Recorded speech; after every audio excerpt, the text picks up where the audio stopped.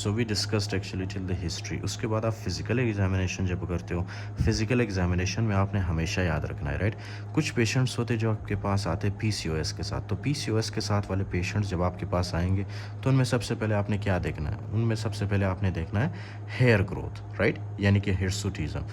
उनके फीमेल, उनका जो बॉडी है वो फीमेल वाला बॉडी होता है, राइट, मतलब वो फीमेल्स होते हैं नॉर्मली, लेकिन उनके फेस के ऊपर भी हेयर ग्रोथ होती है, उनके चेस्ट के ऊपर भी हेयर ग्रो कर चुका होता है, राइट। तो ये सिम्टम्स आपने देखने हैं, ओके, फिज़िकल एग्जामिनेशन के दौरान। उसके अलावा अगर फॉर एग्जांपल आपके पास पेशेंट आता है प्रोलेक्टिनोमा वाला, ये प्रोलेक्टिन सिक्रीशन वाला, राइट, तो उसमें आपने गैलेक्टोरिया देखना है, ओके, राइट। साइंस ऑफ आपने थायराइड डिजीज़ के साइंस आपने देखने हैं, तो ये सब कुछ आपने देखना होता है, okay, right, during the physical examination. अच्छा, उसके बाद है एक्सक्लूजन ऑफ प्रेगनेंसी, जो कि हम कर चुके हैं। If negative measurement of FSH, thyroid stimulating hormone and prolactin. अच्छा, आपने हिस्ट्री ऑफ फिज़िकल एग्जामिनेशन किया, उसके बाद आपने प्रेगनेंसी को रूल आउट किया, राइट। अगर आपको कुछ नहीं मिला, सो इन दैट केस आप क्या करोगे, आप जो है एफएसएच का लेवल चेक करोगे, टीएसएच एंड प्रोलेक्टिन का लेवल, राइट, ओके। अगर आपको एफएसएच का लेवल बहुत ज़्यादा मिले बॉडी के अंदर, राइट, ब्लड के अंदर एफएसएच का लेवल बहुत ज़्यादा मिले, तो वो हमें क्या बताता है कि अब ओवरीज काम नहीं करे, there may be primary ovarian insufficiency, okay. इसका मतलब ये कि ऊपर ब्रेन वगैरह सब कुछ ठीक है, ऊपर से एफएसएच रिलीज़ हो रहा है, राइट, लेकिन ओवरीज एक्शन परफॉर्म नहीं कर पा रहे, इसीलिए एफएसएच का लेवल बढ़ जाता है बॉडी में, ओके। इसी तरह से टीएसएच का लेवल अगर बढ़ जाए, सो दैट विल इंडिकेट हाइपोथायराइडिज्म। आपको मैंने बताया था कि हाइपोथायराइडिज्म कैसे सेकेंडरी एमेनोरिया करता है, ओके। उसके अलावा है increase prolactin inhibits the release of GnRH and thus LH and FSH.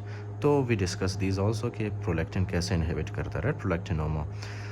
Points to pituitary pathology. An MRI of the pituitary gland should be ordered to look for prolactin secreting pituitary adenoma. अच्छा, उसके बाद है initiation of progestin challenge, 10 days of progestin, right? Positive progestin challenge, withdrawal bleed and ovulation, that is probably caused by non-cyclic gonadotropin secretion. Listen very carefully, इसका मतलब क्या है, right. आप क्या करते हो नॉर्मली, आप जो है प्रोजेस्टिन चैलेंज करते हो, राइट, प्रोजेस्टिन टेस्ट देते हो, राइट, पेशेंट को।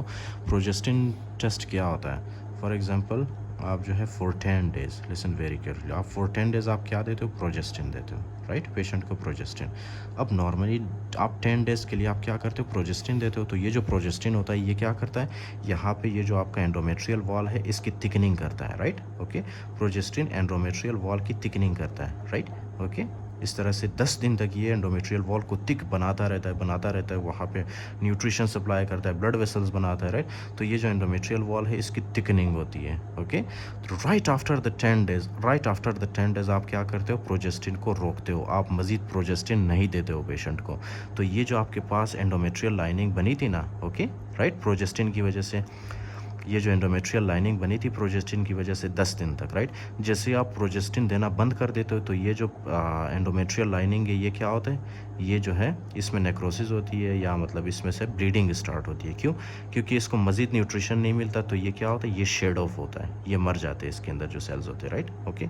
इसके अंदर जो ब्लड वेसल्स होते हैं वो भी ख़त्म हो जाते हैं। तो यहाँ पे जितना भी फॉर एग्जांपल एंडोमेट्रियल वॉल की थिकनिंग हुई थी, राइट, प्रोजेस्टिन की वजह से, वो एंडोमेट्रियल वॉल क्या होता है, यहाँ से उसकी शेडिंग होती है and that will lead to bleeding, okay, right.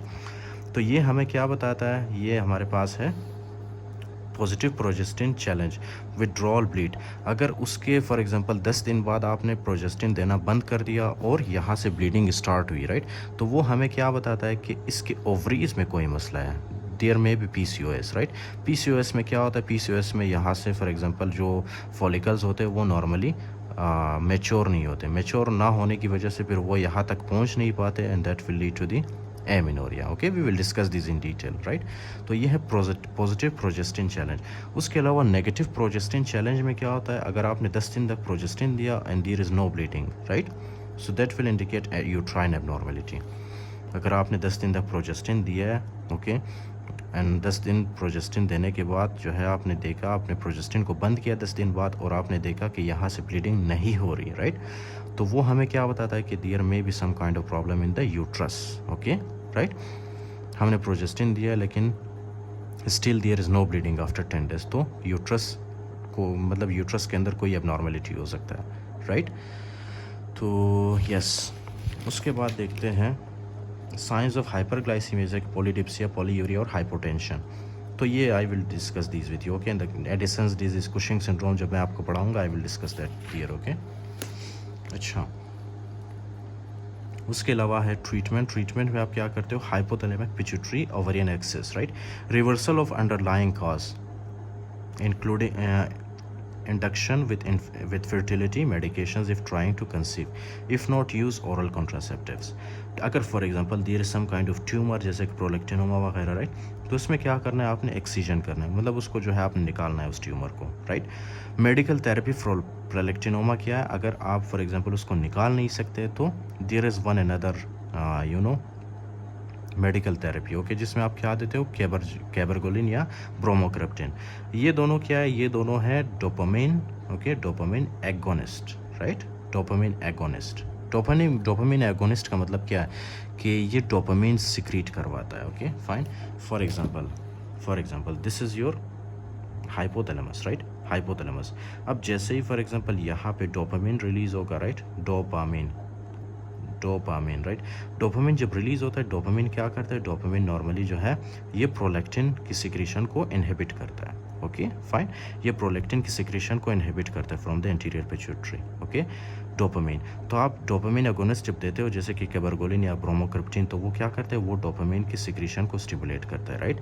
तो जब डोपामिन इंक्रीज होगा बॉडी के अंदर तो वो क्या करेगा, वो प्रोलेक्टिन को इनहिबिट करेगा, राइट, प्रोलेक्टिन को वो इनहिबिट करेगा।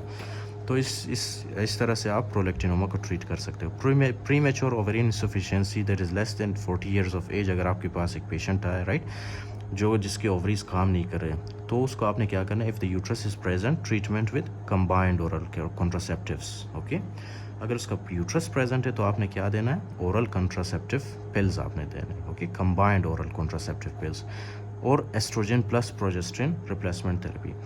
अब क्या है कि pre mature ovarian insufficiency I discussed, okay, कि प्री मैच्योर ओवरियन इंसफिशिएंसी जब होता है तो ये ओवरीज काम करना छोड़ देते हैं, राइट।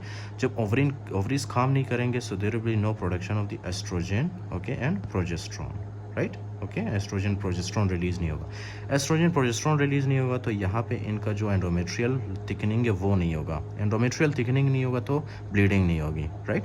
तो आपने क्या देना है इन पेशेंट्स को, आपने देना है कंबाइंड ओरल कॉन्ट्रासेप्टिव्स, जिसके अंदर क्या होते हैं, एस्ट्रोजन प्रोजेस्ट्रॉन, और वो जाके एंडोमेट्रियल थिकनिंग करवाते हैं और यहाँ से फिर ब्लीडिंग स्टार्ट होती है, राइट, ओके। इनका साइकिल फिर से रेगुलर हो जाता है, okay. So this is actually the treatment for this secondary amenorrhoea.